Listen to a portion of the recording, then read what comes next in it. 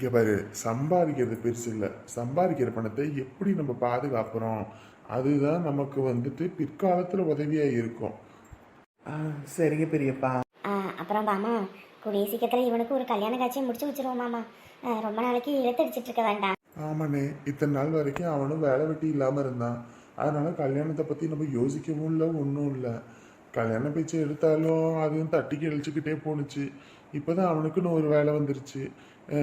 கூடிய சீக்கிரத்தில் முடிச்சு விட்டுருவோம். டேய், இப்போதான்டா அவன் வேலையிலே போய் சேர்ந்துருக்கான். இனி அந்த வேலை எப்படி இருக்கு என்ன ஏதுன்னு பார்க்கணும். அந்த வேலை அவனுக்கு அமையணும், அதில் அவன் கொஞ்சம் ஃப்ரீயாக ஆகணும், அதுவும் இந்த வேலை செட் ஆகணும். எவ்வளோ விஷயங்கள் இருக்கு. கொஞ்சம் பொறுமையாக இருங்க.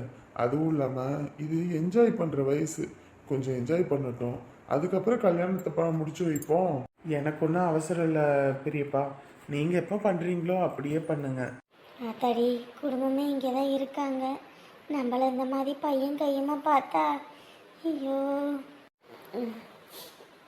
என்ன காஞ்சனா இங்கே வந்திருக்கா? அ, அ, பெரியப்பா.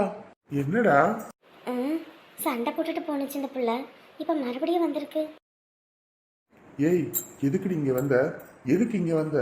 அதான் இங்க யாரையும் வேணாம்னு சொல்லி தூக்கி வீசிட்டு போனல்ல, அப்புறம் என்ன இதுக்கு இங்க வந்த?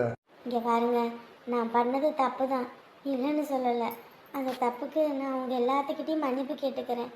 அதுக்காக என்னை ரொம்ப வெறுத்து ஒதுக்கிறாதீங்க. ஏற்கனவே நான் மனசு நொந்து போய் தான் வந்திருக்கேன். இங்க பாரு, உனக்கு தேவை இருக்கும்போது வர்றதுக்கும் தேவை முடிஞ்சதுக்கு அப்புறம் இங்க இருந்து போறதுக்கும் இது ஒன்றும் சத்திர சாவடி கிடையாது. வேலையை பார்த்துட்டு கிளம்படி முதல்ல. இங்கே பாருங்க, நீங்கள் என்னை தப்பாக புரிஞ்சுக்கிட்டு இருக்கீங்க. தப்பா புரிஞ்சுக்கிட்டு இருக்கோமா? இங்க பாரு, நாங்க எல்லாரும் உன்னை பத்தி சரியா புரிஞ்சுக்கிட்டு இருக்கோம். நீ எப்படி அப்பட்ட ஆளு, எவ்வளவு பெரிய கேடி கேப் மாதிரின்னு எல்லாம் எங்களுக்கு தெரியும். உன் நடிப்பு வெங்காயத்தெல்லாம் வெளியே வேற எங்கிட்டாவது போய் வச்சுக்கோ. நாங்க இங்க நம்புறதுக்கு தயாரா இல்லை. என்ன இப்படி வார்த்தையால் கொட்டுறீங்க? நான் எல்லாத்தையும் ரொம்ப மோசமாக பேசுனேன் தான், இல்லைன்னு சொல்லலை. ஆனால் எல்லாரும் இப்படி என்னை வெறுத்து ஒதுக்குனா நான் எங்கே தான் போவேன்? பெத்த வீடும் நிரந்தரம் இல்லை, புகுந்த வீடு சொந்தம் இல்லைன்னா ஒரு பொண்ணோட வாழ்க்கை எவ்வளோ நரகமாக இருக்குன்னு உங்க யாருக்கும் புரியாது. கட்டின புருஷன் நல்லவனா கெட்டவனான்னு தெரியாமல் ஒரு கல்யாணத்தை பண்ணி வைக்கிறாங்க. அதுக்கப்புறம் ஒரு கஷ்டம் வந்து நின்னா யாருமே கூட வந்து நிற்க மாட்டேங்கிறாங்க.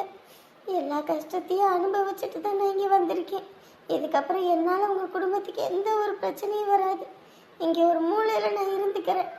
தயவு செஞ்சு என்னை இந்த வீட்டில் விடுங்க. உன் வீட்டில் உள்ள இங்க சொல்லி அனுப்புனாங்களா? இங்க இருக்கிறதெல்லாம் சொல்லி எடுத்துக்கிட்டு வா அப்படின்னு. இங்க பாரு, உனக்கு கொடுக்க வேண்டியதெல்லாம் கொடுத்தாச்சு. 7 லட்சம் கொடுத்துதான் உன்னை கல்யாணம் பண்ணேன். ஒன்றால என் குடும்பம் பிரியுதுன்னு போது அப்படியாப்பட்ட சொந்தமே எனக்கு தேவையில்லை. அந்த காசு வேணா, நீயும் வேணாம், போடி முதல்ல. இங்கே பாருங்க, இப்போ கூட அந்த காசு பணத்துக்காகலாம் நான் உங்ககிட்ட வரலங்க. மனசு நொந்து போய் தாங்க வந்திருக்கேன். இங்க பாரு, கோவத்தை கிண்டாத. நீ எவ்வளோ பெரிய கேவலமானவன்னு தெரியாது. ஒரு அக்கா கூட வாழக்கூடாதுன்னு நினைக்கிறவ, அப்புறம் என் குடும்பம் வாழணும்னு நீ எப்படி நினைப்ப?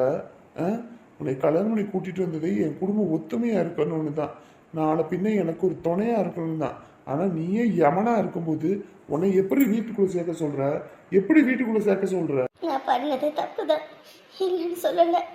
வாழ்கிற காலத்தில் யாருமே நல்லா இருக்கக்கூடாது, நான் மட்டும்தான் நல்லா இருக்கணும், நான் மட்டுமே நல்லா இருக்கணும்னு நினச்சேன்.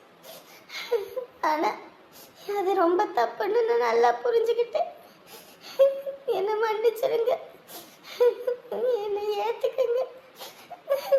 நான் வாழ்ந்த குடும்ப சூழ்நிலை வேற, இங்கே உள்ள குடும்ப சூழ்நிலை வேற. அதனால குடும்பத்தோட அருமை என்னன்னு தெரியாமல் போச்சு. வெறுத்ததெல்லாம் பாவம் நினைச்சேன், அது கல்லுன்னு நல்லா நிரூபிச்சிருச்சு. இனிமே நீங்க தோர்த்தனா கூட நான் இங்கேருந்து போக மாட்டேன். ஒருவேளை சோறு போட்டா போதும், எனக்கு அதை செய்யணும் இதை செய்யணும்னு இல்லை.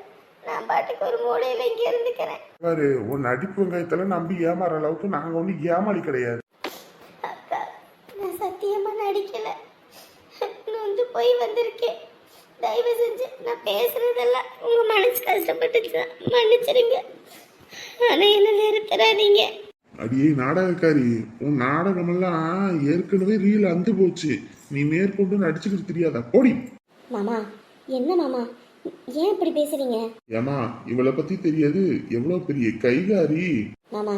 இதுக்கு முன்னாடி எப்படியோன்னு தெரியாது காஞ்சனா, ஆனால் இப்போ அவங்க மாறி தான் வந்திருக்காங்கன்னு நல்லாவே தெரியுது. நீங்கள் எங்களை எப்படி ஏற்றுக்கிறீங்களோ அதே மாதிரி அவங்களும் ஏற்றுக்கணும் மாமா. பாவம் அந்த பொண்ணு என்ன பண்ணுவா? விவரம் இல்லாத பொண்ணு. அப்படி இருக்கும்போது உடனே எல்லாத்தையும் கற்றுக்க முடியுமா? சொல்லுங்கள் பார்ப்போம். யார் விவரம் இல்ல, இவளா விஷம், மொத்தம் முழுக்க விஷம். இங்கே பாருங்க மாமா, அப்படிலாம் பேசாதீங்க. அவள் மனசு எந்த அளவுக்கு கஷ்டப்பட்டிருந்தா அவள் திரும்பி இங்கே வந்திருப்பா. ஒரு தடவை வாய்ப்பு கொடுங்க, எனக்காகவும் இவங்க எல்லாத்துக்காகவும். இந்த ஒரு தடவை அவள் மாறிட்டானா அதுக்கப்புறம் அந்த பொண்ணு வாழ்க்கை நல்லா இருக்கும். புரிஞ்சுக்கோங்க மாமா. ஆனா ஒண்ணு, இந்த வீட்டுல இருக்கட்டும், ஆனா என் கண்ணுல மட்டும் முழிக்க கூடாது சொல்லிட்டேன். எந்திரிமா எந்திரி. ராணி மறுபடியும் வந்துட்டாளாமாங்க இங்கேயே. என்னதான் 1000 அங்க இங்கன்னு சுத்தினாலும் வச்சாலும் புருஷன் வீட்டுக்கு தானே வந்தாகணும். பாவங்க, சின்ன வயசுலேருந்து கஷ்டத்தை மட்டுமே அனுபவிச்சவ. ஒரு நாள் நல்ல நாளில் நல்ல சாப்பாடு சாப்பிட்டது கிடையாது. இனிமேலாவது அவள் வாழ்க்கையில் எல்லாம் நல்லபடியாக நடக்கும். அழகன்னா நல்லபடியாக பார்த்துப்பாரு. இருந்தாலும் அவங்க அம்மாவையும் தங்கச்சியும் நினச்சாதான் கொஞ்சம் பயமாக இருக்குது. இங்கே பாரு, அதெல்லாம் அவங்க பார்த்துப்பாங்க. அதை கூட பார்க்க முடியாத அளவுக்கு இருப்பாங்க. அதுக்காக சொல்லலை, சொல்கிறேன். இப்போ நானும் இருந்தால் கூட சரி எங்கிட்டாவது கோச்சிக்கிட்டு போகலாம் என் அம்மா வீட்டுக்கு. ஆனால் அவளுக்கு போகிறதுக்கு போக்கடமும் இல்லை, எங்கேயும் போகவும் முடியாது. அதை சொன்னேன். அவங்க 2 பேரும் தனியாக இருந்திருந்தா கூட நல்லா இருந்திருப்பாங்க. இங்கே பாரு, அப்படியெல்லாம் சொல்லாத. அந்த பொண்ணு இப்போ மாசமாக இருக்குது. மாசமாக இருக்க நேரத்தில் கூட மாட ஒரு பெரிய ஆள் வேணும். இப்படி யாருமே இல்லாமல் தயவு இல்லாமல் இருக்கிறது கஷ்டம். அதுவும் சரிதாங்க. பாப்பா என்ன இது, நடந்து வர முடியலப்பா, வெக்கையா கிடக்கு. யார் உன்னை நடக்க சொன்னா? வீட்டில் ஒரு மூலையில் இருன்னா கேட்கறது இல்லை, அப்படியே உலாவ வேண்டியது. அப்புறம் முழங்கால் வலி மூட்டு வலின்னு ஆஸ்பத்திரி கூட்டிகிட்டு போன்னு உயிர் எடுக்க வேண்டியது. கூட்டிட்டு போய் கிழிச்சான் பாடாங்கிட்டு. அப்புறம் நான் கூட்டிகிட்டு போவா, வேற யாரும் கூட்டிகிட்டு போவா? இந்த வந்தாங்க, இந்த 2 வார்த்தை பேசணும்னு ஓடிட்டாங்களா? இப்படித்தான் கரெக்டாக சாப்பிட்ற நேரத்துக்கு வர வேண்டியது, அப்புறம் போக வேண்டியது, வர வேண்டியது, போக வேண்டியது. எங்கிட்டாவது போய் வில்லங்க தெளித்துட்டு வர மாதிரி இருந்தால் சரி. எங்கே போகுது வருது? எல்லாம் இந்த ராசா வீட்டில் தான் இருக்கும். அங்கே அதான் கல்யாணத்துக்காக வேலை பார்த்துக்கிட்டு இருக்காங்கல்ல. ஆமாங்க, அதுவும் போய் கூட மாட ஒத்தாசை பண்ணணும். நம்ம வீட்டு கல்யாணத்துக்குலாம் எல்லாம் பண்ணாங்க வச்சாங்க. நம்ம போகலன்னா அது வேற சங்கட்டமாக நினச்சிக்குவாங்க. ஆமாம் ஆமாம், அப்புறம் போயிட்டு வந்துடுவோம். பாவம் அந்த அம்மாவும் ஐயாவும் என்ன பண்ணுறாங்களோ ஏது பண்ணுறாங்களோன்னு தெரியல. நம்மளை பற்றி நினைப்பாங்களா? அவங்க பிள்ளைங்க வந்ததுக்கப்புறம் நம்மளை மறந்துடுவாங்களா? சரிட்டும். நீ எதுக்கு இந்த வேலையெல்லாம் பார்த்துக்கிட்டு இருக்க? அப்புறம் நம்ம வீட்டு வேலையை நான் பார்க்காம வேற யார் பாப்பா? இங்கே பாரு, மாசமா இருக்க பிள்ளை இப்படி நீ அடுப்படியில் உட்காந்துக்கிட்டு இருக்கலாமா? முதல்ல எந்திரி, நான் பார்த்துக்கிறேன், எந்திரின்னு. ஏங்க, இத்தனை நாள் தனியாக இருந்தோம், அதனால நீங்கள் எல்லாம் செஞ்சீங்க வச்சீங்க. இப்போ ஒரு வீட்டில் இருக்கோம். நான் பாட்டுக்கு வந்துட்டு உங்களை வேலை வாங்கினேன்னா அப்புறம் அவங்க எதுவும் நினச்சிக்க போகிறாங்க. இங்கே பாரு, என் பொண்டாட்டிக்கு நான் செஞ்சு கொடுக்குறேன். இங்கே யாரும் என்னை அதை செய்யக்கூடாது இதை செய்யக்கூடாதுன்னு சொல்கிறதுக்குலாம் இல்லை. எந்திரி முதல்ல. ஐயோ வேண்டாங்க. இங்கே பாரு, குன்னி போட்டு நீ பாட்டு உட்காந்துக்கிட்டு இருக்க. எந்திரிமா எந்திரி. நான் இந்த வேலையெல்லாம் செஞ்சுக்குவேன், நீங்கள் போய் இதை அதைன்னு பார்த்துக்கிட்டு. இங்கே பாரு, என் பொண்டாட்டிக்கு நான் செஞ்சு தரேன். எவனும் என்னை அதை செய்யக்கூடாது இதை செய்யக்கூடாதுன்னு சொல்கிறதுக்குலாம் எவனுக்கு ரைட்ஸ் கிடையாது, புரியுதா? நீ கம்முன்னு நில்லு, நான் பார்த்துக்கிறேன். ஏங்க, அத்தை பார்த்தா திட்ட போகிறாங்க. இந்த அத்தையும் என்ன திட்ட முடியாது. இன்ன வரைக்கும் அவன் சமைச்சுக்கிட்டு இருந்தா, இப்போ என்ன இவன் சமைச்சுக்கிட்டு இருக்கான்? ஏண்டா நீ எல்லாம் ஆம்பளையாடா? இல்லை ஆம்பளையான்னு கேட்டேன். ஏன் மீசை வச்சிருக்கனே தெரியலையோ? ஏண்டா ஆம்பளை பையனுங்கண்ணா வெளியே போய் வேலை வெட்டி பார்க்கணும் வைக்கணும். நீ என்னடா சமையக்கட்டுக்குள்ள உட்காந்துக்கிட்டு வேலை வெட்டி பார்த்துக்கிட்டு இருக்க? ஏன் அவளுக்கு பார்க்க தெரியாதா? ஏமா, இதுக்கு முன்னாடி இந்த வீட்டில் நான் சமையக்கட்டில் எந்த வேலையும் செஞ்சு கொடுத்தது இல்லையா? தாய்க்கு செஞ்சு கொடுத்த எனக்கு தாரத்துக்கு செஞ்சு தர தெரியாதா? ஆமா, தாரம். இங்கே பாரு, ஏன் பொண்டாட்டிக்கு நான் செஞ்சு தரேன். உனக்கு என்ன பிரச்சனை? சாப்பாடு போகிறோம், சாப்பிடு, வேற எதுவும் எங்ககிட்ட பேசாத. இங்கே இருக்க வரைக்கும் வாயிலாத புள்ள பூச்சி கணக்காக இருந்த ஹச்சுன்னு துப்புனா கூட சத்தம் வராது. இன்னைக்கு எப்படி பேசுற நீ? இதுக்கு தான் உன்னை பெற்று வளர்க்குறதாடா? உங்கள் அங்கச்சி வீட்டில் இப்படித்தான் ஒரு நாள் அவங்க வீட்டுக்காரு சமையக்கட்டில் வேலை பார்த்ததுக்கு அந்த பேச்சு பேசினா மாமியா இருக்காரு. அப்படிலாம் நான் பேசினா தான் உனக்கு தெரியும். ஏங்க, நீங்கள் எந்திரிங்க. புள்ள தாச்சி புள்ள, நீ கம்முன்னு இருன்னு சொன்னேன், நான் பார்த்துக்கிறேன். ஊரில் இவன் மட்டும் தான் புள்ள தாச்சி, மற்ற யாரும் புள்ள தாச்சிங்களே இல்லை பாரு. நாங்கெல்லாம் பெக்காம தான் நீங்கள் வந்தீங்க. உன் புருஷன் உனக்கு செய்யலைன்னா அதுக்கு நான் எதுவும் பண்ண முடியாது. ஆனால் என் பொண்டாட்டிக்கு நான் செய்வேன். ம் செய் ஒரு நாள் தலையில் மிளகா அரைச்சிட்டு போக போகிறேன், அப்போ நல்லா செய். ஏங்க கம்மனி இருங்கன்னு சொன்னா கேட்குறீங்களா? கம்மனி இரு, நான் பார்த்துக்கிறேன். இவங்க வீட்டு மாப்பிள்ளைங்க இவங்க பொண்ணுக்கு செஞ்சா மாப்பிள்ளை தங்கமான மனுஷன். அதுவே இவங்க பையன் இவங்க வீட்டு மருமவளுக்கு இந்த மாதிரி உதவி செஞ்சா அவனை விட மோசமானவன் இந்த உலகத்தில் வேற யாருமே இல்லைன்னுவாங்க. அதெல்லாம் காதுலயே வாங்கிக்காத. ஏண்டா பாய உள்ள விரிச்சு விடவா இல்லை இங்கே வெளியவே படுப்போமா? வெளியே வேற அங்க தண்ணி தேங்கிறவும் கொசு வேற நைட்டு புடிங்கி எடுத்து பிடிச்சி. சரி உள்ள விரிச்சு விடவா? நீ மட்டும் தானே படுக்கிற, நான் இங்கே படுத்துக்குவேன். உள்ள எங்கம்மா படுக்கிறது? இங்கேயும் கொசு கடிக்குதுன்னா அப்புறம் என்ன பண்ணுறது? கொசு பற்றி வச்சாலும் காற்றுக்கு அப்படியே பறந்துக்கிட்டு தான் போகுமே தவிர ஒரு இடத்துல இருக்காது. இன்னமும் தூங்காமத்தான் உட்காந்துருக்க என் மாமியார் கிழவி. என்ன இந்த குளத்துல பார்த்துச்சுன்னா அதுக்கப்புறம் நம்மளை கேவலப்படுத்தி விடுமே. அடே அங்கே நிற்கிறது என்ன உன் பொண்டாட்டியா? அமுதா, என்ன இந்த நேரத்துல இங்க? ஏன் நான் வரக்கூடாதா? அட நீ வா, வாரேன்னா ஒரு ஃபோன் பிடிச்சிருந்தீங்கன்னா நானே வந்து கூட்டிட்டு வந்திருப்பேன்ல. என்ன காலில் செருப்பும் போடல ஒன்றும் போடல, என்ன இப்படி வேர்க்க விறுவிறுக்க வந்திருக்க? இந்த நேரத்துல பஸ் இருந்திருக்காது. காட்டு பாதையில நடந்து வந்தேன். ஒத்தையடி பாதை இல்லையா? ஏய், அங்கெல்லாம் இந்நேரத்துக்கு இந்த ஆம்பளையெல்லாம் குடிச்சுக்கிட்டு கிடப்பாங்கடி, அதுல எதுக்கு நீ வந்த? வாரதா வார நேரங்களமா வர வேண்டியதானே? அப்படி இல்லைன்னா ஒரு ஃபோனாவது பண்ணியிருக்க வேண்டியதானே? இப்படி நேரம் கட்ட நேரத்துல அந்த ஒத்தையடி பாதையில வந்து ஏதாவது என்னாவது ஒண்ணு கிடக்க ஒண்ணாயிருந்தா என்ன பண்றது? என்ன ஆச்சு? வீட்டுல எதுவும் பிரச்சனையா? அது வந்து வேணாம் மாமியார் கறி வேற இருக்கா. இவன் முன்னாடி மட்டும் எங்கள் ஆத்தா அவள் பையன் வந்தோன்னே என்னை துரத்தி விட்டுருச்சுன்னு சொன்னோம். அதுக்கப்புறம் மதிக்க மாட்டான். அதனால் அப்படியே மூடி மறைச்சிட வேண்டித்தான். என்ன சொல்லு? அதுவா, நீங்கள் என்ன பண்ணுறீங்க ஏது பண்ணுறீங்கன்னு தெரில. அதான் சொல்லாம கொள்ளாமல் உங்களை பார்க்க வந்தேன். ஏண்டி நான் எங்கன்னாடி பண்ண போகிறேன்? கழுத கட்டா குட்டிச்சவரு, வீட்டை விட்டா நான் எங்கே போகிறேன்? உங்களை தான் பார்க்க வந்தேன். போங்க அங்கிட்டு. போய் நான் குளிச்சுட்டு வரேன். வேர்க்க விறுவிறுக்க இருக்கேன். சோறு எதுவும் இருக்கா திங்கிறதுக்கு? எப்பயும் ஒரு பானை சோத்துல கொஞ்சம் சோறு வச்சுட்டு தான் நாங்கள் சாப்பிடுவோம். யாராவது வந்தா ராத்திரிலையாவது சாப்பிட்டு பசியாரட்டும்னு போய் சாப்பிடு போ. என்னம்மா இவ பாட்டுக்கு இந்த நேரத்துக்கு வந்திருக்கா? ஏண்டா வீட்டில் ஏதாவது சண்டையாக கிடக்கும், இவளுக்கு இங்கே சண்டை போட்டு அங்கே ஓடுறதும் அங்கே சண்டை போட்டால் இங்கே ஓடுறதுமாவே தான் வேலை. என்னைக்கு தான் இவளுக்கு ஒரு பொறுப்பு வந்து ஒரு பொறுப்போடு இருக்க போகிறாளோ தெரியலப்போ. அதுக்கு தான் சொன்னேன், காலகாலத்தில் ஒரு குழந்தை குட்டின்னு இருந்துச்சுன்னா அவனும் பொறுப்போட வீட்டோட கிடப்பா. அவளுக்கு தான் அந்த இது இல்லையே. நம்ம என்ன சொல்கிறது? ஏதாவது சொன்னால் நீ தலையில் இருவ, நம்ம எதுவும் சொல்ல முடியாது. இங்கேருந்து சண்டையை போட்டுட்டு கூட அவங்க ஆத்தா வீட்டுக்கு ஓடுவா. இன்னைக்கு ஆத்தா வீட்லேயே சண்டையை போட்டுட்டு இங்கே ஓடியாந்துருக்காளா? என்னடா இது, ரெண்டு பேரும் அப்படி ஈரோடு பிடிந்து ஓர் உயிர் மாதிரில இருப்பாங்க. அப்படி என்ன ஆயிருக்கும்? பெட்டு விரிச்சு விட்டேங்க, படுக்கலையா? படுப்போம். இந்த படம் நல்லா இருக்கு, இதை பார்த்துட்டு போய் படுக்கிறேன். ஏங்க போங்க, படம் தான் பார்க்க முடியாம இருக்குதா? போய் படுங்க போங்க, காலையில வேலைக்கு போகணும்ல. ஏண்டி நீ எல்லாம் 24 மணி நேரமும் வீட்டில் உட்காந்து டிவி பார்க்குற, நான் என்னைக்காவது ஒரு நாள் தான் இந்த டிவி பார்க்குறேன். அது பொறுக்கலையா? போங்கன்னு. நான் நாடகம் பார்க்கணும். 24 மணி நேரம் நாடகத்திலேயே தான் இருக்கிறேன். நாடகம் பார்த்து புத்தி மழுங்கி போச்சு போல இருக்கு. நாடகம்லாம் அதிகமாக பார்க்காத சரியா? ஆமாம், அந்த நாடகத்தை நான் பார்க்கலன்னா வீட்டில் நடக்கிற நாடகத்தெல்லாம் எவன் பார்க்கறது? என்னது? இல்லைங்க, வீட்டில் அத்தையும் இல்லையா நீங்களும் இல்லையா, போர் அடிக்கும் தினந்தோறும். அதான் நாடகம் பார்த்தா அப்படியே கொஞ்சம் நல்லா இருக்கும். அதான். சரி. ஆத்தாடி, என்னடா இது, கரண்டு போச்சு. ஏண்டி என்னதான் உன் வாயோ தெரியலப்போ. இத்தனை நாள் இல்லாமல் இன்னைக்கு தான் உட்காந்து டிவி பார்ப்போமேன்னு பார்த்து இந்த படம் நல்லா இருக்குன்னு போங்கன்னு பாரு, கரண்டே போச்சு. இனி இந்த கரண்ட் எப்போ வரும்னு தெரியலப்போ. ஆமாம், இப்போ நான் என்னத்தை சொல்லிவிட்டேன்? ஏன்னா ஒன்று சொன்னால் போதுமே அதையே பிடிச்சிக்கிட்டு அப்படியே தொங்குவீங்க. நான் சும்மா எதாச்சியாக சொன்னேன் போய் படுங்கன்னு. காலையில் நீங்கள் தான் எந்திரிக்காமல் பெட்டில் படுத்து கிடப்பீங்க. அப்புறம் வேலைக்கு லேட் ஆகிப்போச்சு கற்றுன்னு கற்றுவீங்க. ஏதோ உங்கள் நல்லதுக்கு சொன்னால் நாளை பின்ன என்னையே சொல்லுவீங்க போல இருக்கு திருப்பிக்கிட்டு. எப்பா வெக்க அதிகமாக இருக்கு, வீட்டுக்குள்ளே இருக்க முடியல. இந்த ஜன்னலெல்லாம் திறந்து விடு. ஜன்னலை திறந்து விட்டா கொசு பிடுங்கி எடுத்துரும்.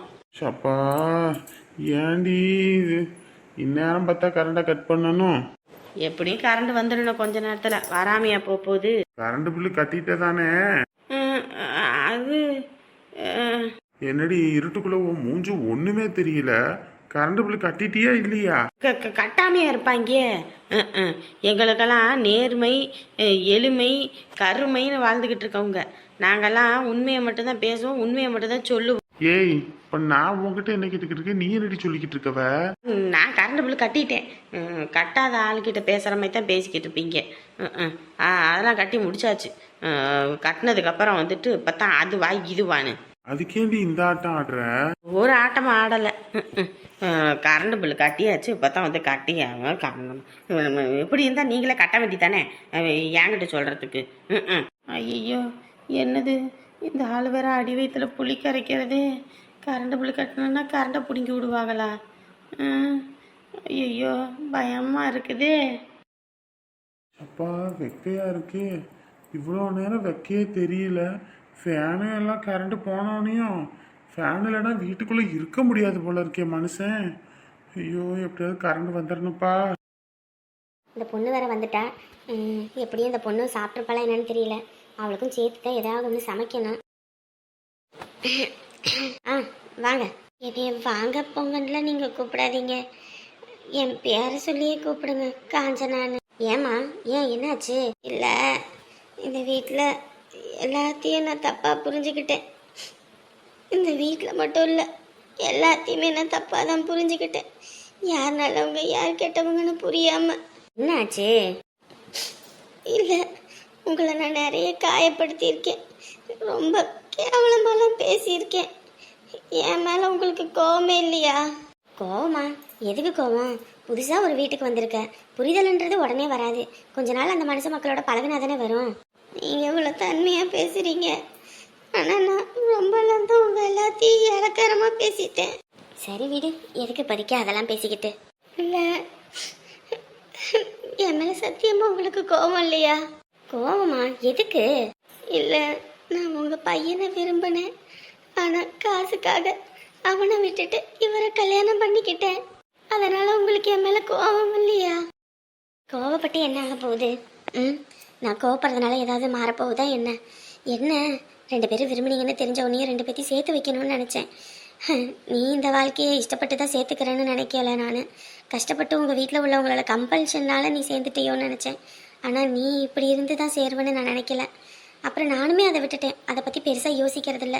என் பையன்கிட்டையும் சொல்லி நான் புரிய வச்சுட்டேன். நான் இங்கே வந்தும் கூட நான் உங்கள் எல்லாத்தையும் ரொம்ப கஷ்டப்படுத்தியிருக்கேன். அதுக்கெல்லாம் நான் ரொம்ப மன்னிப்பு கேட்டுக்கிறேன். என்ன புதுசாக இப்படியெல்லாம் பேசிகிட்டு இருக்க? புதுசாலாம் இல்லைங்க, இப்போ தான் நான் புரிஞ்சு பேசுகிறேன். இந்த சண்டை போட்டுக்கிட்டு போனேன், இந்த மறுபடியும் வந்தேன், என்னை யாரும் எதுவும் சொல்லலை. 2 வார்த்தை அவர் திட்டுனால வச்சாலும் என்னை வீட்டுக்குள்ளே சேர்த்துக்கிட்டீங்க. ஆனால் என் வீட்டுக்கு போனதுலேருந்து என் அம்மாவும் எங்கள் அப்பாவும் என்கிட்ட முகம் கொடுத்து கூட பேசலை. அவங்கள பொறுத்த வரைக்கும் அவங்களுடைய சந்தோஷம்தான் முக்கியம்னு யோசிக்கிறாங்களே தவிர என்னை பற்றி துளி கூட யோசிக்கலை. அது மட்டும் இல்லை, அவங்கள பொறுத்த வரைக்கும் காசு பணம் அவங்களுடைய கௌரவம் தான் முக்கியம். நான் போனதுனால அவங்க கௌரவம் போயிருச்சான். பார்க்குறவங்க எல்லாம் நாக்கு மேலே பல்ல போட போய் பேசுகிறாங்க, அப்படி இப்படின்றாங்க. அதெல்லாம் கேட்டோடனே மனசு நொந்து போச்சு. நமக்கு ஒரு கஷ்டம்னு தானே பெற்றவங்கள்ட்ட போகிறோம். அப்படி அந்த பெற்றவங்களே நம்மளை கஷ்டமாக நினச்சா நம்ம எங்கே போகிறது, என்ன பண்ணுறது, ஒன்றுமே புரியலை. நான் இங்கே வந்து ஒரு வார்த்தை கேட்டு பார்ப்போம், இங்கேயும் வரக்கூடாது அப்படின்னு சொன்னான். என்கிட்டாவது கண்காணாத இடத்துக்கு போயிடுவோன்னு தான் நினச்சி வந்தேன். ஆனால் நீங்கள் எல்லாருமே என்னை ஏற்றுக்கிட்டீங்க. ஆனால் ஏற்றுக்க வேண்டிய பெற்றவங்க நான் வந்து அவங்களுக்கு மான மரியாதை போயிடும்ட்டு என்ன ரொம்ப பேசிட்டாங்க. என்ன பண்ணுறது, பொம்பளைங்களுக்கு சாபமும் அதுதான் வரமும் அதுதான். விடுமா விடு, நிறைய பெற்றவங்க அப்படிதான். பிள்ளைங்க சந்தோஷத்தோட கௌரவம் தான் முக்கியம். அதனால என்ன வேணாலும் நம்ம பண்ணலாம் வைக்கலாம்னு யோசிக்கிறாங்களே தவிர அந்த பிள்ளைக்கு அந்த வாழ்க்கையை அமைச்சு வச்சா அவள் வாழ்க்கை எப்படி இருக்குன்னு யோசிக்கிறதில்ல. நீ கவலைப்படாத, என் மாமா ரொம்ப நல்லவர். அவர் உன்னை நல்லா பார்த்துப்பாரு.